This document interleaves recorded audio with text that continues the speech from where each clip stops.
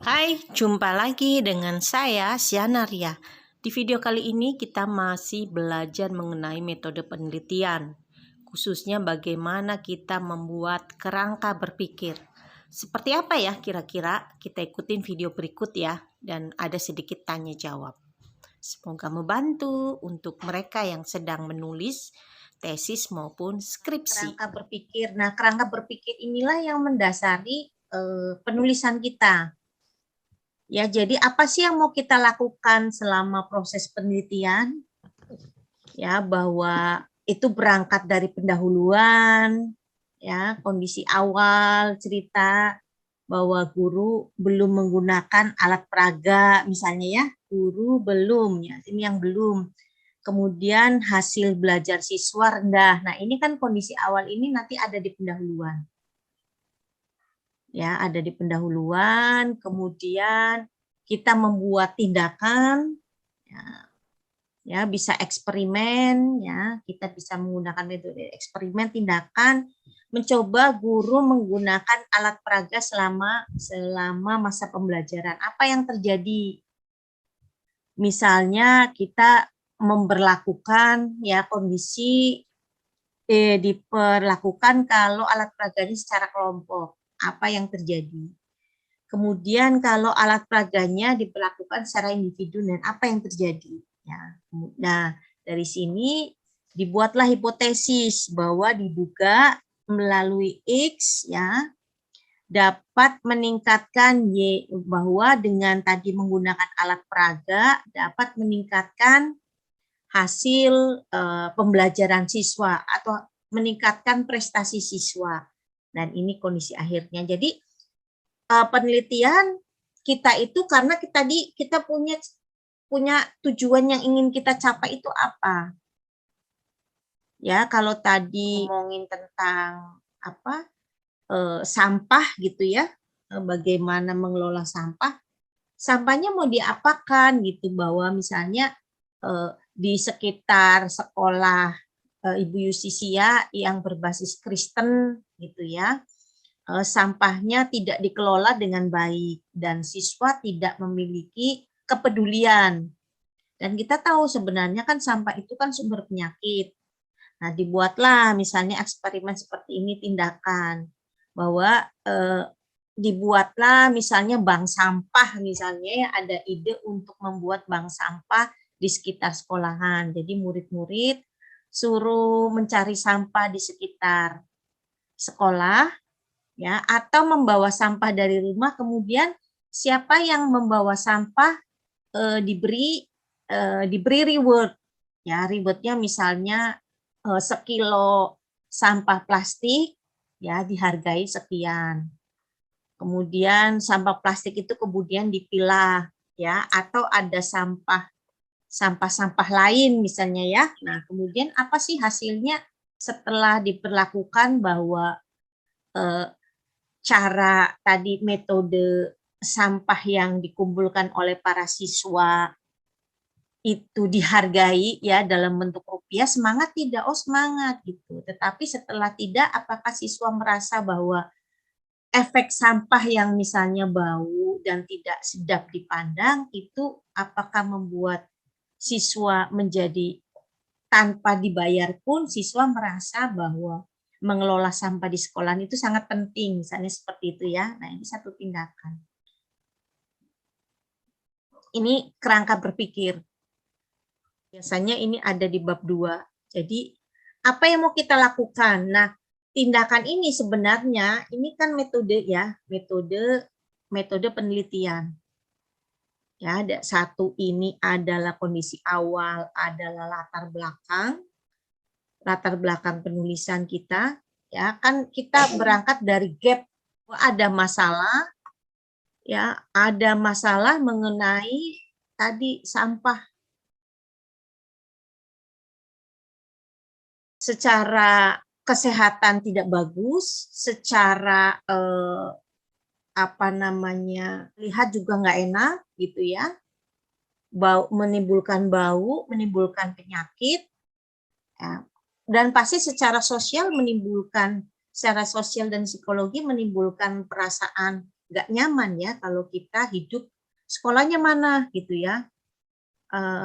Tengsam misalnya ya, tengah sampah gitu kan kadang suka dikasih label ya, misalnya sekolah-sekolah yang letaknya dekat sampah misalnya. Kayak dulu saya ada diajakin anak saya mau lomba paskibra di mana nak? SMA Tengsau mah. Tengsau saya kira namanya SMA Tengsau, taunya tengah sawah gitu. Di situ itu tidak ada kehidupan, dibilang Tengsau, tengah sawah gitu ya. Nah, bisa saja dijadikan tadi sekolahnya mana itu Tengsam, tengah sampah atau tempat sampah. Terus kemudian memang lulusannya nggak bagus ya, jadi bilangnya itu atau jadi apa ya sekolah sampah masyarakat seperti itu kan kadang ada apa namanya label-label ya, label-label yang buruk. Nah, kemudian kita merasa bahwa perlu untuk tadi juga membersihkan nama baik kan secara psikologi ya. Kita ingin secara sosial, kemudian sekolah ini ingin diakui lah oleh masyarakat bahwa peduli terhadap lingkungan. Nah, ini tadi metodenya apa? Membuat bank sampah. Ya, bank sampah kan sekarang banyak ya di dalam masyarakat ya Bu Justisia ya. Tinggal bekerja sama, bisa saja bank sampahnya ini kemudian kita bisa pakai bank sampah atau dimanfaatkan di sekolahan. Misalnya ada botol-botol bekas aqua digunakan untuk menanam tanaman hidroponik. Ya kan? Nah, kemudian tanaman hidroponiknya dijual. Misalnya itu kan justru menambah penghasilan juga ya, menambah misalnya kemudian dibagikan ke para murid merasa termotivasi. Termotivasinya ya efeknya tadi sekolahan jadi bersih, tidak disebut lagi sebagai sekolahan tengah sampah gitu ya, tetapi mungkin sekolahan yang asri gitu. Nah, ini perlakuannya ini ya kita bikin namanya tadi metode penelitian. Ada model yang kita terapkan di sini. Tapi secara ini kan kita punya ya. Kalau kita melakukan membuat bank sampah atau membuat tanaman hidroponik yang tadi menghasilkan secara ekonomi diduga meningkatkan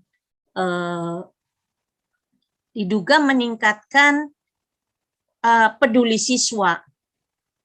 Ya, pertama peduli siswa, yang kedua juga kreativitas siswa. Ya kan mungkin di sini yang dia membuat hidroponik siswanya jadi punya banyak cara. Oh nanti ini Bu, botolnya kita bikin begini, begono, begini, begono. Biasanya kalau anak-anak ini kan idenya banyak. Jadi bukan saja meningkatkan kepedulian terhadap lingkungan, tetapi tadi ya ada kreativitas yang dibangun di situ. Bukan hanya kreativitas, barangkali hubungan antara guru dan murid karena sama-sama tangannya kotor gitu kan, sama-sama ketawa sambil ngerjain sampah itu sambil bercerita di situ bisa aja ada hubungan antara murid dan ini yang semakin akrab. Misalnya kita mengambil ya dari sisi itu bisa. Itu kan itu masih gambaran kita apakah itu terbukti ya seandainya kita bikin itu tadi bank sampah kemudian tanaman hidroponik ya apakah siswa tadi ya meningkatkan belajar, meningkatkan kreativitas dan meningkatkan hubungan antara siswa dengan guru. Oke, ada pertanyaan? Nanya. Oke, mangga. Tentang tadi kan jurnal itu kan banyak kutipan-kutipan ya Bu. Artinya kan kita kalau ingin membuat sebuah jurnal, mau kita ambil pun kutipan dari orang lain itu kan nanti akan kita cantumkan juga di dalam sebuah jurnal tersebut.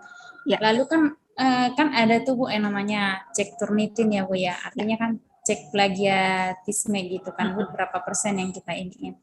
Nah, pengalamannya kan Bu, waktu di skripsi itu kan kalau di STT IKAT itu kan dia Turnitinnya 23% Bu, itu skripsi. Nah, pada saat sebelumnya kan sebelum cek Turnitin itu saya masih berada di 45%-an tuh ya Bu ya. Gitu. Jadi harus memang 23%. Dan itu rata-rata kutipan Bu. Nah, pada saat saya kan udah buat footnote ya Bu. Dan itu kutipan itu rata-rata ibaratnya menurut Kamus Besar Bahasa Indonesia. Kreativitas adalah ini pengertian itu kan sebenarnya kalau di namanya kutipan kan itu nggak diubah ya Bu. Ya. Tapi di hasil Turnitin itu Kena. masih full Bu, belum bisa 23%. Harus pakai petik. Jadi jadinya solusinya Bu ada beberapa kutipan itu yang saya seperti parafrase ya Bu. Jadi memiliki makna yang sama namun katanya saya geser Bu. Artinya yang di depan harusnya di depan akhirnya saya buat di kata yang kedua gitu, atau yang kata yang kedua akhirnya di kata ini. Jadi misalnya kreativitas adalah suatu tindakan bla bla bla gitu Bu. Jadi tindakan itu udah di belakang Bu. Nggak apa-apa.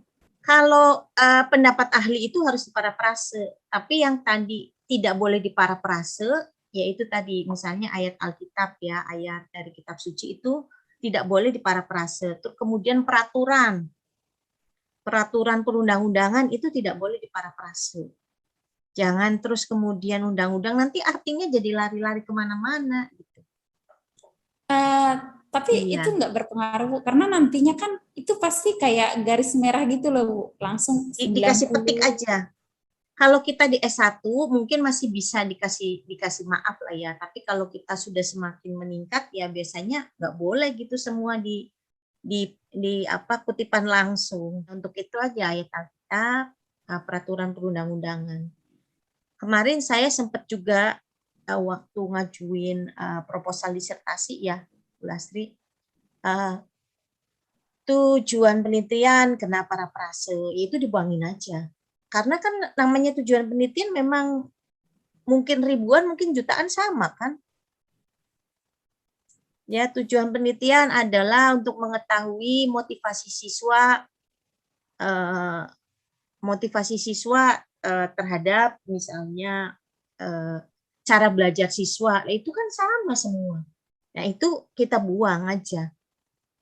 Tujuan, kemudian rumusan masalah, hipotesis itu dibuangin aja. Karena itu biasanya umum. Kemudian kegunaan penelitian itu dibuangin semua. Jadi sampai latar belakang aja kita turnitinin. Yang ke bawahnya kita buang. Itu kan sama rata-rata. Nggak bisa kita mau parafrase apa lagi, orang itu memang bahasanya tujuan rumusan masalah kan seperti itu. Sering saya akalin, oh ternyata kenapa tulitin saya sampai 30%, ternyata itu apa namanya rumusan masalah, tujuan. Sama biasanya judul pendahuluan, nah itu buang aja. Waktu kita turnitinin sendiri, tujuan, pokoknya judul-judul hampir sama, ya. Kalau enggak misalnya tujuan, kita buat misalnya latar belakang, itu udah kita turnitin ya, latar belakang penelitian, kita tulisin latar belakang penelitian 1 atau latar belakang penelitian 215, itu biasanya nggak kena. Hanya untuk mengakalin aja ininya latar belakang seperti itu, yang judul-judul yang pasti sama kan nggak mungkin kita ganti karena itu sudah format standar ya. Hasil dan pembahasan. 1, penelitian ini ternyata misalnya motivasi siswa terhadap cara belajar siswa 0, sekian %, artinya misalnya hanya seperti itu doang. Jadi yang kita gambarkan mengenai sampelnya, bahwa sampel kita ada murid sebanyak 100 orang yang mengikuti penelitian ini, 40 perempuan, 60 laki-laki, itu nggak usah kita jelaskan lagi gambaran sampel kita, nggak usah. Sampel yang diambil misalnya 40 orang dari sekolah yang dengan jenis kelamin yang bervariasi, udah. Hasilnya adalah 1, motivasi belajar siswa perempuan lebih tinggi dari laki-laki, 2, seperti itu aja. Terus saran, dan ini berarti sarannya bahwa penelitian ini masih hanya sebatas ini, masih hanya sebatas mengenai misalnya di lingkungan tertentu, ini harus diteruskan untuk di lingkungan yang lebih besar. Udah, itu udah saran dan kesimpulan dan saran. Lalu Silakan. saya mau nanya lagi, Bu. Boleh. Kan Oke, jadi jurnal itu ibaratnya kita kompres ya, bukan? Iya. Ini kan tujuannya kan untuk mengembangkan sebuah penelitian itu jadi apa? Menjadi acuan gitu kan untuk Ya, penelitian gitu kan. supaya bisa dibaca oleh orang lain tadi tesis kita, Bu. Oke, Bu. Iya. Kita nih kalau kita udah punya tesis berarti kita buat jurnal dari tesis Iya, tersebut. iya. Nah, Betul. bagaimana Bu kalau yang saya dengar-dengar gitu kan, Bu. Nah, kalau sudah S3 misalnya, dia udah buat jurnal banyak, misalnya 10 atau 15. Padahal ibaratnya kan seperti yang disampaikan tadi kan kita buat jurnal dari skripsi kita pun kita bisa buat jurnal, dari Betul. tesis kita pun kita bisa buat jurnal, gitu kan? Apakah kita juga bisa buat jurnal dari tesis ataupun dari skripsi orang lain, Bu? Dari tesis skripsi orang lain ya nggak boleh, harus orang itu kan. Lalu dasar kenapa banyak ibaratnya syarat misalnya nih jadi dokter ternyata dia udah banyak membuat jurnal gitu. Jurnal Iya yang memang itu banyak. disyaratkan oleh dikti kan, mahasiswa S3 juga memang harus membuat jurnal, bukan hanya jurnal yang diterbitkan secara nasional, tapi kalau bisa jurnal internasional. Kalau itu prosesnya bisa lama untuk kita lolos ke jurnal itu bisa lama. Udah itu bayar lagi untuk masuk Scopus gitu ya, kata teman sih sekitar 5 juta gitu. Dan itu prosesnya nggak mudah. Tapi kan ya itulah kualitasnya kan pasti kan berbeda gitu. Pada saat kita mau sidang, kita ditanyakan kan semua persyaratan sudah memenuhi belum. Kan begitu. Yaitu aturan di masing-masing perguruan tinggi. Tapi memang harusnya begitu. Menulis nanti Bu Lastri tinggal ya rajin menulis aja. Kalau sudah terbiasa ini ya kita langsung bikin jurnal. Sebenarnya kalau jurnal itu kan lebih sederhana ya. Kita nggak sedalam kita bikin tesis kan. Kalau tesis kan misalnya kerangka teorinya harus sekian halaman, harus banyak. Kalau ini kan kita ambil hanya beberapa saja. Misalnya definisi tentang motivasi, ya kalau di tesis misalnya kita ngambil 5 atau 10. Kalau di jurnal ya cukup 2 atau 3. Gitu, disimpelin. Nanti kalau semua dimasukin mah jurnal kita tadi bisa berpuluh-puluh halaman gitu. Ditolak kita, karena kan setiap jurnal tadi punya aturan. Maksimal berapa halaman, berapa kata juga. Maksimal juga kan dihitung itu jumlah word-nya ya. 20.000 kah, 30.000 kah. Ya kalau masih terlalu banyak ya kita kompres terus gitu. Misalnya tesis kita ini sangat mendalam bisa dibikin beberapa jurnal. Misalnya kita meneliti ini 1 periode, 2 periode, 3 periode gitu ya. Kemudian kita membandingkannya ya. Kita bisa bikin itu dalam 3 jurnal. Yang bagaimana kita mendapatkan referensi dari jurnal ya, dari artikel maupun ini tadi dari searching. Pokoknya sekarang mudah deh, mau ngajar gampang ya, kita S2 gampang, ada grupnya, kita lupa diingatkan. Beda sekali lah dengan zaman kita tanpa teknologi ya, semua harus kita cari secara manual, aduh sakit kepala. Apalagi kalau dulu zaman kuliah kita kan, zaman kuliah saya itu kan buku terbatas ya. Begitu tugas dikasih misalnya, jumlah mahasiswa 30 atau 100 gitu kan, buku di perpus paling 5. Ya coba siapa yang dapat itu? Kan mafia perpustakaan. Kalau kita orang-orang yang males, aduh, sudah itu muter lagi kan satu kelompok. Jadi ada geng gitu ya.